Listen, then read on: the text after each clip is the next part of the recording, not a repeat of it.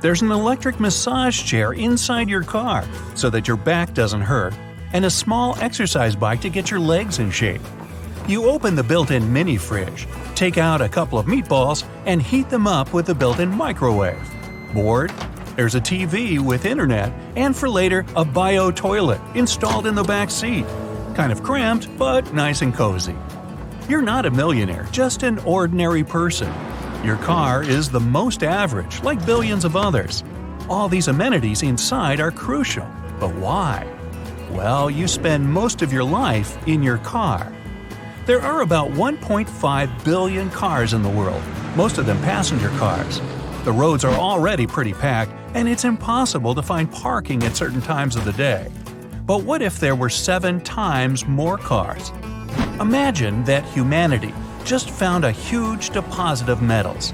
Trillions of tons of iron, nickel, aluminum, bronze, silver, and lead.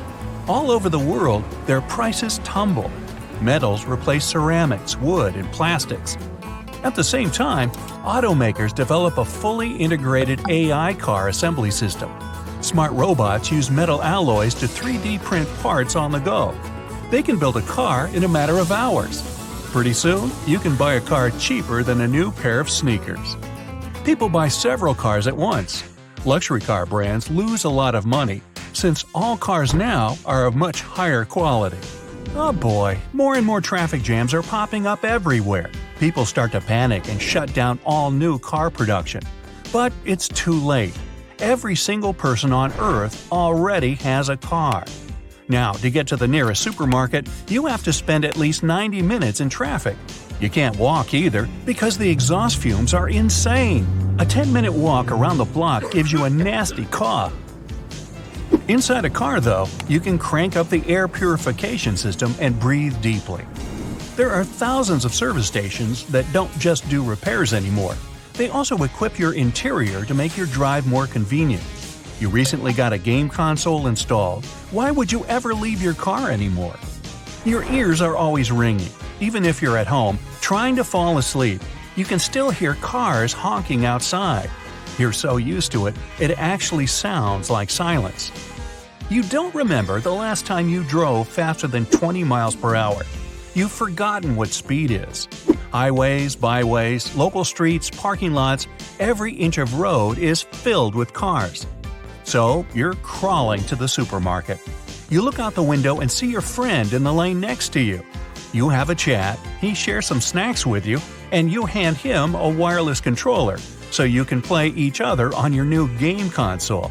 Traffic jams are bringing people together. You don't really know anything about your friend, but you've met up almost every weekend on the way to the supermarket. You even finished a few video games together over the past month, just in the car. While playing your video game, you accidentally hit and scratch someone else's car. But the driver doesn't turn around or say anything. All cars these days have minor damage. It's impossible to avoid when everyone's packed in so tight. Insurance companies don't even deal with scratches and bumps anymore. A few years ago, a scratch on your new car would have ruined your whole day. But now, you don't care. And roads are a lot less dangerous. What's the worst that can happen when everyone's doing 15 down the highway? Motorbikes are becoming really rare. It's just that much fun to ride along at a slower than snail's pace. People make new motorbike clubs, and most ride out in the woods. You finally arrive at the supermarket. Good thing there's a 20-story parking building nearby. There's also an underground lot. After shopping, you spend another hour getting home. If you live in an apartment, there's one more step you've got to go through. There's a special vertical parking structure on every block. You drive in, get out, and the car gets lifted up into a sea of parked cars. But it's expensive. You're trying to save up for a trip, so you try your luck parking on the street. When you finally find a spot, you realize you're 5 miles from home. When you get out, take a look at the mountain of groceries you'll have to carry and decide to spend the night in your car. It's got everything you need, except for a hot shower. There are cars parked everywhere, all with people inside. They're spending the night, just like you. You lie back and look up through the sunroof at the dull gray sky. and realize you haven't seen the sun, crisp white clouds, or blue skies for a long time. The exhaust from all the cars forms a constant thick haze. You can't see more than a block in any direction.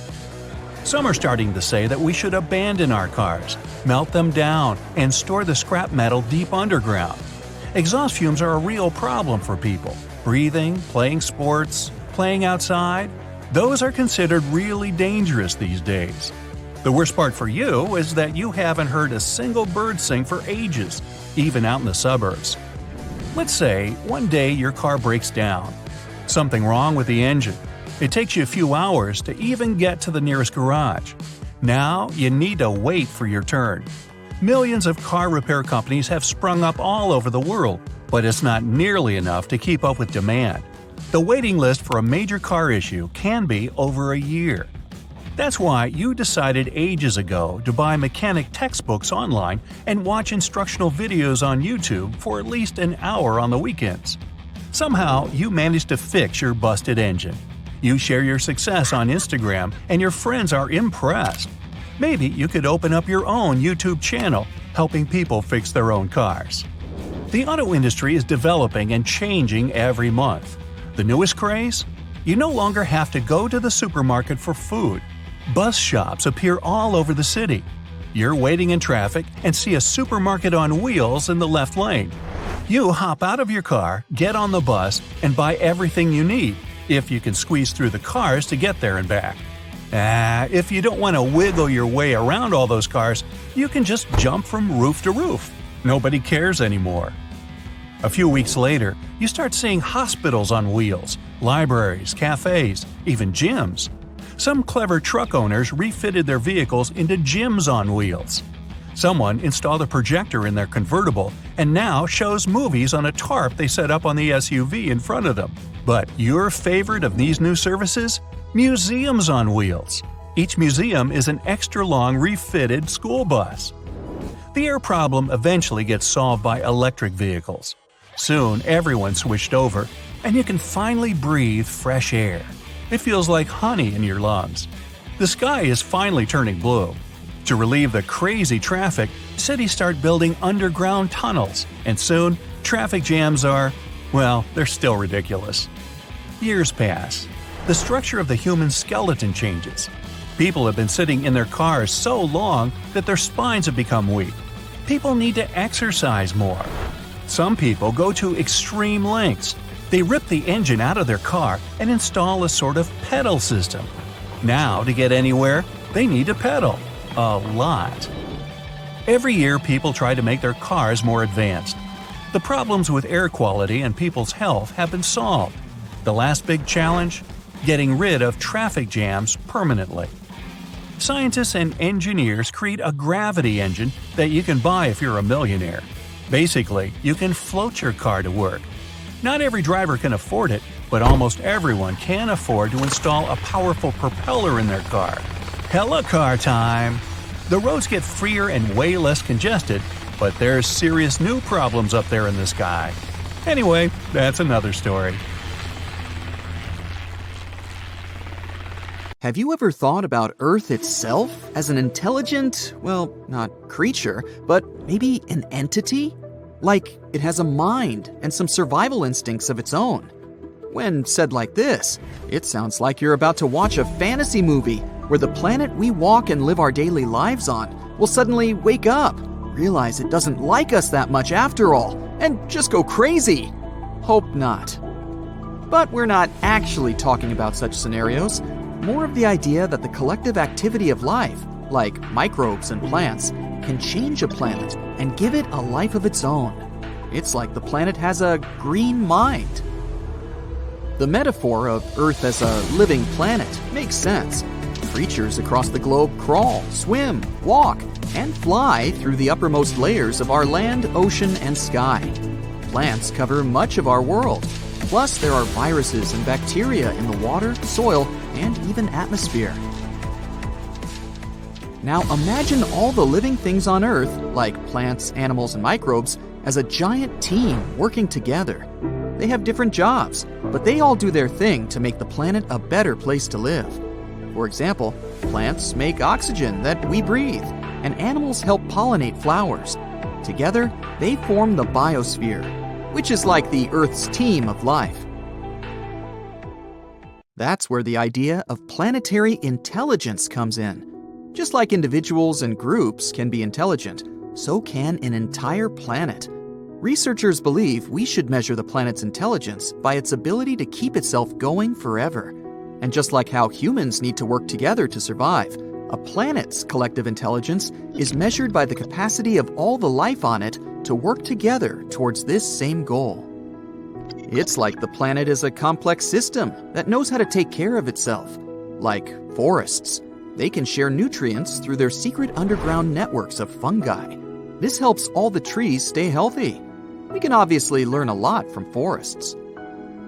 If we jump into the fantasy universe while looking for intelligent, conscious planets, we definitely choose Mogo from Green Lantern. It's a specific planetary entity that can do things like changing its weather and altering gravity, plant growth, or some other surface conditions. Or how about the stunning Pandora from Avatar? Do you remember the fascinating scenes of flora and fauna there? With organs that might remind you of tentacles. They enable creatures to interlink with each other on a neural level. It's like the entire planet is like one giant brain, with many smaller trees, creatures, and its other pieces as its cells. We're far from that, but it's still nice to imagine.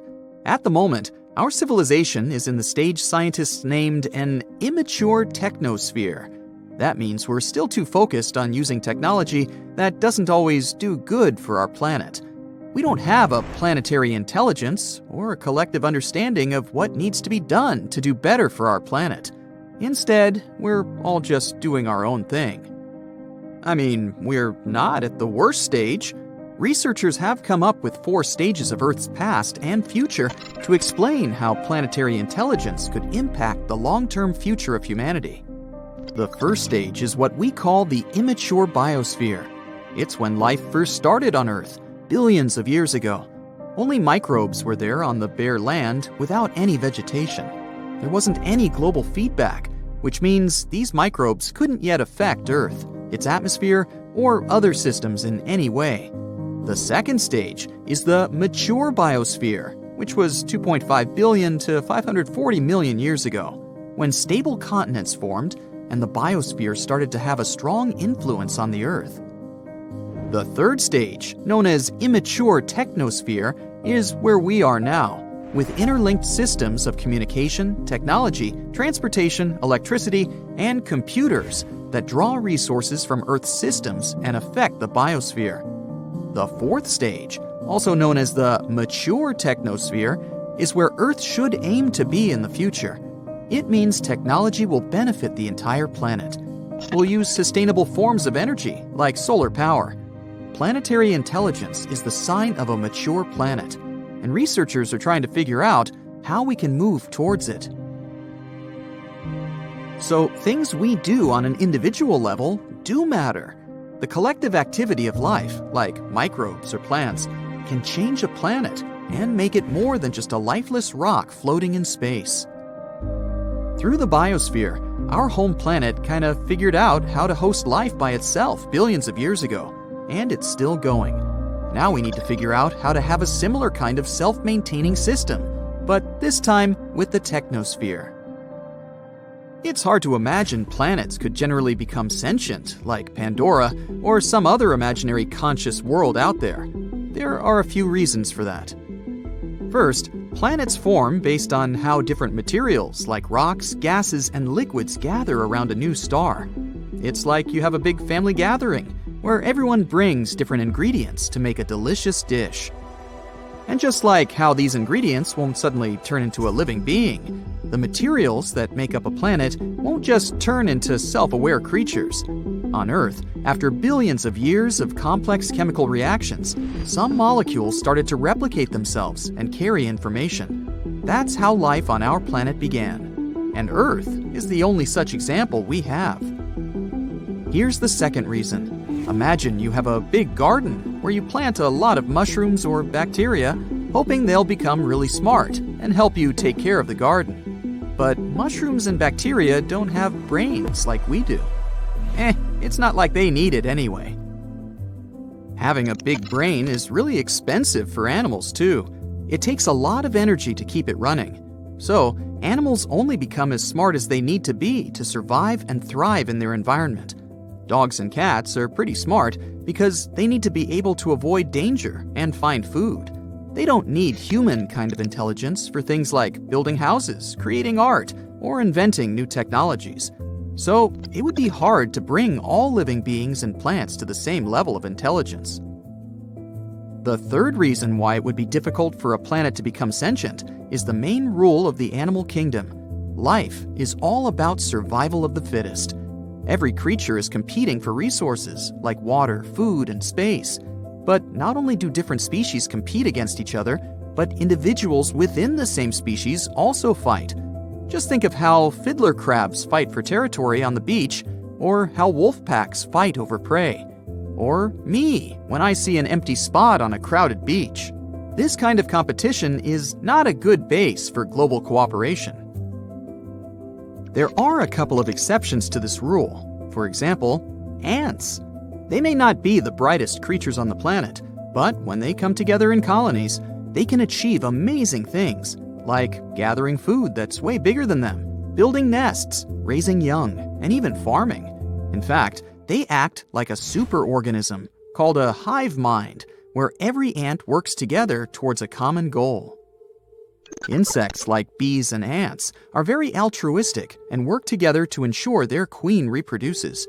If one large ant colony took over our whole planet, it could act as a single mind and work towards the colony's and planet's interests until they run out of resources. But in reality, it's hard to imagine any organism, even a superorganism, could reach such a level of self-awareness and consciousness. Number 5. How could we keep in contact? When it comes to communication, ants use pheromones and humans use nerves. Both of these methods work well for small organisms, but when it comes to a giant planet-sized entity, it would be hard to make such communication fast and efficient. So, communication within a planet-sized entity would be much slower than what we have in our homes, like our computers or smartphones. Oh well, we'll just continue dreaming about Pandora. Have you ever wondered why Earth doesn't have rings? Gas giants, Jupiter, Saturn, Uranus, and Neptune, have them. But the rocky planets, Mercury, Venus, Earth, and Mars, don't. 2 theories describe how ring systems potentially developed. The first one says that rings may have formed from leftovers that date from the time a certain planet was forming. Or, as the second one says, they could be the remains of a moon that was either destroyed in a collision or broken apart by the gravitational pull of its parent planet. Scientists still don't know why the gas giants have rings, but they think it could be because they formed in the outer solar system. Rocky planets formed in the inner area of our solar system, which is why they were more protected from potential impacts and collisions that might have formed rings around them. Or the reason is that the bigger planets have a larger volume, which allows a ring system to remain stable. Some scientists think our planet did have a ring system a long time ago. In its early stage, a Mars-sized object hit the Earth, and this probably resulted in a dense ring of debris. But its ring system pretty soon coalesced, and that's the way our moon was formed. More than 10 years ago, in 2011, astronomers found a huge water vapor cloud about 12 billion light-years away from our planet. This cloud is the oldest source of water that we know of. It dates back to when the universe was only 1.6 billion years old, and now it's 13.8 billion years old.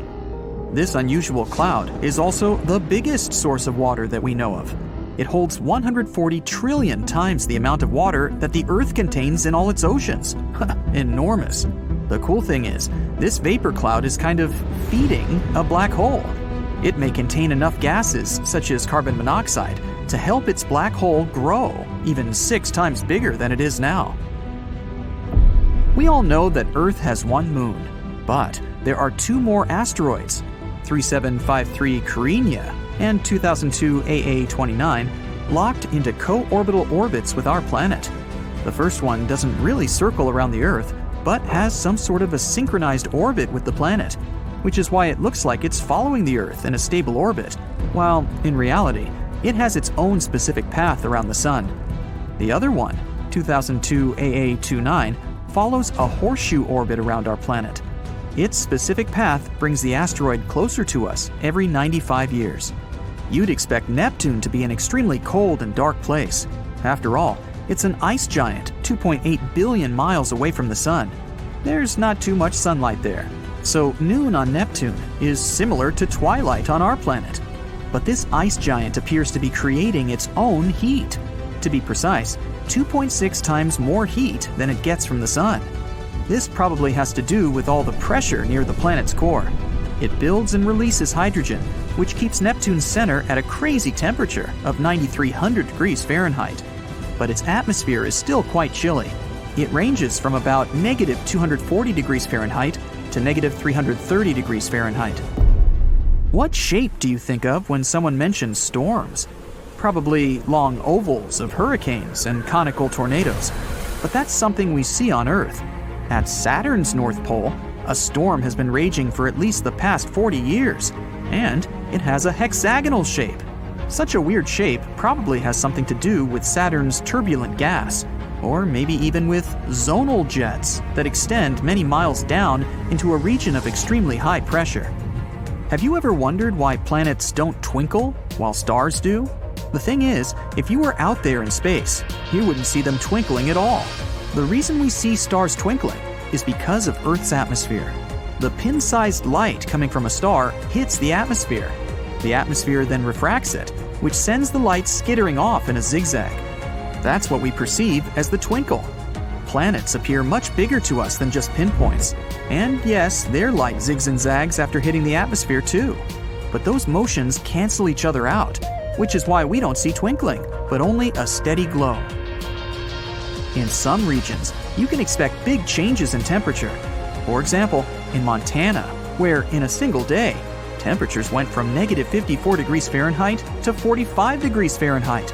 Yeah, sounds like a lot, but it's still nothing compared to Mercury, where temperatures tend to vary over 1,000 degrees Fahrenheit in a single day. They start out at negative 280 degrees Fahrenheit at night, and eventually go up to 800 degrees Fahrenheit during the daytime. Picture a wardrobe you'd need to prepare for a single 24-hour visit to Mercury. Why doesn't the atmosphere of our home planet vanish and disappear into the vacuum of space? Even though we can't see them, the gas and vapor molecules that our atmosphere consists of all have mass. As such, all of these molecules feel the gravitational pull of the Earth, just like we do. They could escape, true, if they had enough energy. For instance, if our planet was closer to the Sun, the atmosphere would be hotter, and its molecules could get away easier. But the Earth, fortunately, is just at the right distance from the Sun and has exactly enough mass to keep its atmosphere in the same place. When you think of volcanoes, you probably picture hot molten lava coming out of them. At least, that's how it works on Earth. But in space, volcanoes can spew methane, water, or even ammonia. Up there, a volcano can also spew specific materials that freeze as they erupt. Then they turn into frozen vapor and some sort of volcanic snow. It's a common thing on Jupiter's moons Europa and Io, also on Pluto and Saturn's moon Titan. They're called cryovolcanoes, and Io has extremely active ones. Over there, you'd see hundreds of vents with plumes of frozen vapor that tend to extend about 250 miles. And NASA vehicles have even captured some erupting in real time. Bam! Planets, moons, asteroids, comets, and stars, they can all collide. And galaxies too. Our galaxy, the Milky Way, is 2.5 million light-years away from Andromeda, our closest galactic neighbor. Astronomers believe the Milky Way is on a collision course that will destroy both galaxies in the distant future. Or at least, galaxies as we know them. The two galaxies are going faster and faster toward each other at a rapid clip, 250,000 miles per hour. It will be chaotic, and many planets and stars won't survive the collision. Eventually, these two massive entities will merge and turn into a completely new, unrecognizable galaxy. But here's a small comfort. Scientists assume this is not scheduled to happen for another 4 billion years. In case you want to fuse two pieces of metal together, you already know the only way to do that is to apply heat so these pieces can reach their melting points. In space, you don't need heat to do such a thing, or basically any action at all. We call it cold welding, and such a phenomenon happens when you slide the metal pieces over each other. In that case, they wear away their protective oxide layers. On Earth, these layers stop them from fusing, but in space, this type of protection disappears. That's why the electrons from one piece of metal just flow into the other piece. And ta-da! They're one without any effort. Scientists used to believe the Earth was the only planet in our solar system with tectonic activity going on. Tectonically active means plates under the crust are moving. This process releases heat, which then deforms the Earth's surface and leads to it shrinking. But now, we know this happens on other planets too. Mercury is also shrinking, and scientists found it out in 2016 when the Messenger spacecraft orbited the planet and sent back some important data. It revealed that there were cliff-like landforms known as fault scarps on Mercury's surface. Since these landforms are relatively small, they probably didn't form that long ago. That means Mercury is still contracting, even 4.5 billion years after our solar system was formed. Jupiter's Great Red Spot is shrinking as well. It's a huge storm that rages on the planet's surface. It's reddish, a bit oval in shape, and more than 10,000 miles wide. Yep, that's big enough to swallow the Earth. And now, it's been slowly but surely shrinking for a couple of centuries. The Great Red Spot is just one of many high-pressure storms that occur across Jupiter due to all those gases present there, which is something that classifies Jupiter as a gas giant. But just because it's shrinking doesn't mean the Great Red Spot is going to blow itself out anytime soon. It's even growing taller.